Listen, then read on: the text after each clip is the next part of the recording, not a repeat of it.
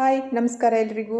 ಬೆಳಗಿನ ಬ್ರೇಕ್ಫಾಸ್ಟು ತುಂಬ ರುಚಿಯಾಗಿರಬೇಕು, ಹೆಲ್ದಿಯಾಗಿರಬೇಕು, ಹಾಗೆ ಮಾಡ್ಕೊಳ್ಳಿಕ್ಕೂ ಸುಲಭ ಆಗಿರಬೇಕು. ಅದಕ್ಕಾಗಿ ಇವತ್ತೊಂದು ಒಳ್ಳೆ ಸೌತೆಕಾಯಿ ಇಡ್ಲಿ ರೆಸಿಪಿಯನ್ನು ನಿಮ್ಮ ಜೊತೆ ಶೇರ್ ಮಾಡ್ತಾ ಇದ್ದೀನಿ. ನೋಡಿ, ಒಂದು ಬೆಳೆದಿರುವಂಥ ಸೌತೆಕಾಯನ್ನು ತೆಗೆದುಕೊಂಡಿದ್ದೇನೆ. ಅದರ ಸಿಪ್ಪೆಯನ್ನು ನೀಟಾಗಿ ತೆಗೆದುಕೊಳ್ಬೇಕು. ಹಾಗೆಯೇ ಅದನ್ನು ಸ್ವಲ್ಪ ಕಟ್ ಮಾಡಿಕೊಂಡು ಒಂದು ಮಿಕ್ಸರ್ ಜಾರಲ್ಲಿ ಹಾಕಿ ಗ್ರೈಂಡ್ ಮಾಡ್ಕೊಳ್ಬೇಕಾಗತ್ತೆ. ಅದರ ಬೀಜ ಏನಾದರೂ ಬೆಳೆದಿದೆ ಅಂದರೆ ಬೀಜವನ್ನು ತೆಗೆದು ಹಾಕಬೇಕು. ಬಟ್ ಬೀಜ ಬೆಳೆದಿಲ್ಲ ಅಂದರೆ ಬೀಜದ ಸಮೇತ ಅದನ್ನು ಗ್ರೈಂಡ್ ಮಾಡ್ಕೊಳ್ಳಿಕ್ಕೆ ಹಾಕ್ಕೊಳ್ಬೋದು. ನೋಡಿ, ಇದನ್ನೆಲ್ಲ ಕಟ್ ಮಾಡಿ ಹಾಕ್ಕೊಂಡಿದ್ದೇನೆ. ಅದಕ್ಕೆ 1 ಕಟೋರಿಯಷ್ಟು ಹಸಿ ಕೊಬ್ಬರಿ ತುರಿಯನ್ನು ಹಾಕಿದ್ದೇನೆ. ಹಾಗೆಯೇ 1 ಮೆಣಸನ್ನು ಹಾಕಿದ್ದೇನೆ, ಹಸಿ ಮೆಣಸನ್ನು. ಈಗ ಇದನ್ನು ತರಿತರಿಯಾಗಿ ಗ್ರೈಂಡ್ ಮಾಡ್ಕೊಳ್ಬೇಕು. ತುಂಬ ಸ್ಮೂತಾಗಿ ಏನು ಗ್ರೈಂಡ್ ಮಾಡ್ಕೊಳ್ಳೋದು ಬೇಡ. ನೋಡಿ, ಇಷ್ಟು ತರಿತರಿಯಾಗಿರಬೇಕು. ಈಗ ಇದನ್ನು ಒಂದು ಮಿಕ್ಸಿಂಗ್ ಬೌಲಲ್ಲಿ ಹಾಕ್ತಾಯಿದ್ದೀನಿ. ಇದಕ್ಕೆ ನೋಡಿ, ಗ್ರೈಂಡ್ ಮಾಡುವಾಗ ನೀರನ್ನು ಹಾಕಿಲ್ಲ, ಸೌತೆಕಾಯಲ್ಲಿರುವಂಥ ನೀರು ಸಾಕಾಗತ್ತೆ. ಈಗ ಇದಕ್ಕೆ ನಾನು ಅಕ್ಕಿ ರವೆಯನ್ನು ಹಾಕ್ತಾಯಿದ್ದೀನಿ. ಸಾಮಾನ್ಯವಾಗಿ ಎಲ್ಲ ಅಂಗಡಿಯಲ್ಲೂ ಸಿಗುತ್ತೆ ಇಡ್ಲಿ ಮಾಡುವಂಥ ಅಕ್ಕಿ ರವೆ. ನೋಡಿ, ಸೌತೆಕಾಯಿ ಮತ್ತು ಕಾಯಿತುರಿ ಪೇಸ್ಟ್ ಎಷ್ಟಿದೆ ನೋಡಿ, ಅಷ್ಟೇ ಪ್ರಮಾಣದಲ್ಲಿ ಅಕ್ಕಿ ರವೆ ಸಾಕಾಗತ್ತೆ. ಆದರೆ ಸ್ವಲ್ಪ ಹೆಚ್ಚು ಕಮ್ಮಿ ಆಗುತ್ತೆ. ನೋಡಿ, ನಾನಿಲ್ಲಿ 1.5 ಕಪ್ಪಷ್ಟು ಹಾಕಿದ್ದೇನೆ. ಮೊದಲಿಗೆ ಅದನ್ನು ಸರಿಯಾಗಿ ಮಿಕ್ಸ್ ಮಾಡ್ಕೊತೀನಿ.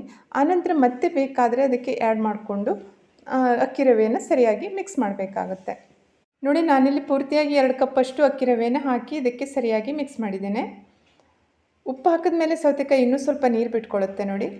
ಈಗ ರುಚಿಗೆ ತಕ್ಕಷ್ಟು ಉಪ್ಪನ್ನು ಹಾಕಿ ಇನ್ನೊಮ್ಮೆ ಅದನ್ನು ಸರಿಯಾಗಿ ಮಿಕ್ಸ್ ಮಾಡಿ ಮುಚ್ಚಿ ಒಂದು ಅರ್ಧ ಗಂಟೆ ಇದನ್ನು ಹಾಗೆ ಬಿಡಬೇಕು. ಅದು ಸೌತೆಕಾಯಿ ನೀರಲ್ಲಿ ಇಡ್ಲಿ ರವೆ ಚೆನ್ನಾಗಿ ಹಿಗ್ಗಬೇಕು ನೋಡಿ. ಈಗ ಚಟ್ನಿಯನ್ನು ರೆಡಿ ಮಾಡ್ಕೊಳ್ಳಿಕ್ಕೆ ನೋಡಿ, ಮೊದಲಿಗೆ 1 ಹಿಡಿಯಷ್ಟು ಅಂದರೆ 1 ಕಟ್ಟಷ್ಟು ಕೊತ್ತಂಬರಿ ಸೊಪ್ಪನ್ನು ಹಾಕಿದ್ದೇನೆ. ಸ್ವಲ್ಪ ಪುದೀನ, ನನ್ನ ಹತ್ರ ಇರೋದು ಇವತ್ತಷ್ಟೇ ಆಗಿತ್ತು, ಸ್ವಲ್ಪ ಹಾಕಿದ್ದೇನೆ. ಹಾಗೆಯೇ ಖಾರಕ್ಕೆ ಅನುಗುಣವಾಗಿ ಹಸಿಮೆಣಸಿನ್ಕಾಯಿ, ಆನಂತರ 1/4 ಇಂಚಷ್ಟು ಶುಂಠಿ, ಒಂದು 2-3 ಟೇಬಲ್ ಸ್ಪೂನ್ನಷ್ಟು ಪುಟಾಣಿ ದಾಲು, 2.5 ಟೇಬಲ್ ಸ್ಪೂನ್ನಷ್ಟು ಹಸಿ ಕೊಬ್ಬರಿ, ಹಾಗೆಯೇ 2 ಟೇಬಲ್ ಸ್ಪೂನ್ನಷ್ಟು ಗಟ್ಟಿ ಮೊಸರನ್ನು ಹಾಕಿ ರುಚಿಗೆ ತಕ್ಕಷ್ಟು ಉಪ್ಪನ್ನು ಹಾಕಿ ಸ್ಮೂತಾಗಿ ಚಟ್ನಿಯನ್ನು ಗ್ರೈಂಡ್ ಮಾಡ್ಕೊಳ್ಬೇಕಾಗತ್ತೆ. ಇದನ್ನು ಸ್ವಲ್ಪ ತೆಳ್ಳಗೆ ಮಾಡ್ಕೊಳ್ಳೋದ್ರಿಂದ ಇಡ್ಲಿ ತಿನ್ನಲಿಕ್ಕೆ ತುಂಬಾ ಚೆನ್ನಾಗಾಗತ್ತೆ. ನೋಡಿ, ಈ ರೀತಿ ಕನ್ಸಿಸ್ಟೆನ್ಸಿ ಇದ್ದರೆ ಸಾಕು. ಕೊನೆಯದಾಗಿ ಇದಕ್ಕೊಂದು ಒಗ್ಗರಣೆಯನ್ನು ಹಾಕಿಬಿಟ್ರೆ ಚಟ್ನಿ ಕಂಪ್ಲೀಟ್ ಆಗುತ್ತೆ. ನೋಡಿ, ನೋಡಲಿಕ್ಕೆ ಎಷ್ಟು ಚೆನ್ನಾಗಿ ಕಾಣ್ತಾ ಇದೆ ಚಟ್ನಿ, ತಿನ್ನಲಿಕ್ಕೂ ಅಷ್ಟೇ ರುಚಿಯಾಗಿರುತ್ತೆ. ಸೌತೆಕಾಯಿ ಇಡ್ಲಿ ತಿನ್ನಲಿಕ್ಕೆ ಗ್ರೀನ್ ಚಟ್ನಿ ತುಂಬಾ ಚೆನ್ನಾಗಿರುತ್ತೆ. ನೋಡಿ, ಈ ಕಡೆ ಇಡ್ಲಿ ಸ್ಟೀಮರ್ ರೆಡಿಯಾಗಿದೆ. ನೀರು ಚೆನ್ನಾಗಿ ಕಾಯ್ತಾ ಇದೆ. ಹಿಟ್ಟನ್ನು ಮಿಕ್ಸ್ ಮಾಡಿಟ್ಟು ಅರ್ಧ ಗಂಟೆ ಆಗಿದೆ. ಅಕ್ಕಿ ರವೆ ಚೆನ್ನಾಗಿ ಹಿಗ್ಗಿದೆ.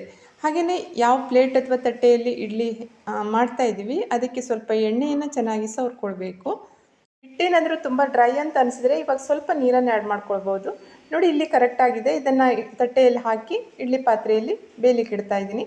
6ರಿಂದ 7 ನಿಮಿಷದಲ್ಲಿ ಹೈ ಫ್ಲೇಮಲ್ಲಿ ಇದು ಚೆನ್ನಾಗಿ ಬೇಯುತ್ತೆ. ನೋಡಿ, ಈಗ ಇಡ್ಲಿ ಬೆಂದಿದೆಯೇ ಇಲ್ವಾ ಅಂತ ಚೆಕ್ ಮಾಡಲಿಕ್ಕೆ ಒಂದು ಸ್ಟಿಕ್ ಅಥವಾ ಚಾಕುವನ್ನು ಸ್ವಲ್ಪ ಚುಚ್ಚಿ ನೋಡಿದಾಗ ಅದಕ್ಕೆ ಅಂಟ್ಕೊಂಡಿಲ್ಲ ಅಂದರೆ ಅದು ಬೆಂದಿದೆ ಅಂತ ಅರ್ಥ. ನೋಡಿ, ಇಲ್ಲಿ ಕರೆಕ್ಟಾಗಿ ಬೆಂದಿದೆ. ಗ್ಯಾಸ್ ಫ್ಲೇಮನ್ನು ಆಫ್ ಮಾಡಿ ಇದನ್ನು ತೆಗೆದು ತಣ್ಣಗಾಗಲಿಕ್ಕೆ ಇಡ್ತಾ ಇದ್ದೀನಿ. ಇದು ಸ್ವಲ್ಪ ತಣ್ಣಗಾದ ಮೇಲೆ ಇದನ್ನು ಯಾವ ರೀತಿ ಬೇಕೋ ಆ ರೀತಿ ಕಟ್ ಮಾಡ್ಕೊಳ್ಬೋದು. ತುಂಬಾ ಚೆನ್ನಾಗಿರುತ್ತೆ ನೋಡಿ, ಒಳ್ಳೆ ಕೇಕ್ ಥರ ಬರುತ್ತೆ ಇಡ್ಲಿ. ತುಂಬ ಸುಲಭವಾಗಿ ಮಾಡ್ಕೊಳ್ಬೋದು. ಬೆಳಗಿನ ಬ್ರೇಕ್ಫಾಸ್ಟಿಗೆ ಕ್ವಿಕ್ಕಾಗಿ ಮಾಡ್ಕೊಳ್ಳುವಂಥ ಈ ಸೌತೆಕಾಯಿ ಇಡ್ಲಿ ರೆಸಿಪಿ ತಮಗೆಲ್ಲ ಇಷ್ಟ ಆಯಿತು ಅಂತ ಭಾವಿಸ್ತೇನೆ. ಇದನ್ನು ಕೊತ್ತಂಬರಿ ಸೊಪ್ಪಿನ ಚಟ್ನಿ ಜೊತೆ ತಿನ್ನಲಿಕ್ಕೆ ತುಂಬಾ ಚೆನ್ನಾಗಿರುತ್ತೆ. ನೀವು ಸಹ ಟ್ರೈ ಮಾಡಿ ನೋಡಿ. ಹಾಗೆಯೇ ಸಾಂಬಾರು ಜೊತೆ ಅಥವಾ ಬೇರೆ ಯಾವುದೇ ಚಟ್ನಿ ಜೊತೆನೂ ತಿನ್ನಲಿಕ್ಕೆ ಚೆನ್ನಾಗಿರುತ್ತೆ. ಆದರೆ ಕೊತ್ತಂಬರಿ ಸೊಪ್ಪಿನ ಚಟ್ನಿ ಇದಕ್ಕೆ ತುಂಬಾ ಚೆನ್ನಾಗಿ ಹೊಂದುತ್ತೆ. ನೋಡಿ, ಸುಲಭವಾಗಿ ಮಾಡ್ಕೊಳ್ಳುವಂಥ ಈ ಬ್ರೇಕ್ಫಾಸ್ಟ್ ರೆಸಿಪಿ ತಮಗೆಲ್ಲ ಇಷ್ಟ ಆದರೆ ಪ್ಲೀಸ್ ಲೈಕ್ ಮಾಡಿ. ಹಾಗೆಯೇ ಚಾನಲ್ಗೆ ಸಬ್ಸ್ಕ್ರೈಬ್ ಆಗಿ ವಿಡಿಯೋವನ್ನು ಶೇರ್ ಮಾಡೋದನ್ನು ಮರಿಬೇಡಿ. ಹಾಗೆಯೇ ಇನ್ನೊಂದು ರುಚಿಯಾಗಿರುವಂಥ ಹಾಗೆ ಹೆಲ್ದಿಯಾಗಿರುವಂಥ ರೆಸಿಪಿಯೊಂದಿಗೆ ಮತ್ತೆ ಭೇಟಿಯಾಗೋಣ. Thank you.